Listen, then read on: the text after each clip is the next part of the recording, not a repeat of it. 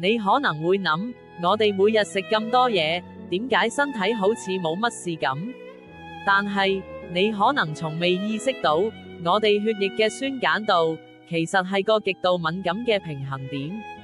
佢係生命嘅基石，只要輕微偏差，即使係0.1咁少，都足以令細胞功能失調，甚至危及生命。咁點解我哋又可以食咁多唔同嘅嘢呢？原因就係，我哋身體有套令人驚嘆嘅緩衝系統。腎臟、肺部，仲有血液中嘅化學物質，佢哋日以繼夜默默地守護住呢個平衡。透過不斷嘅調節同清除廢物，確保我哋體內嘅 pH 值時刻保持喺最完美嘅範圍。呢種不可思議嘅穩定性，唔單止係身體嘅智慧，更係生命得以維持嘅關鍵。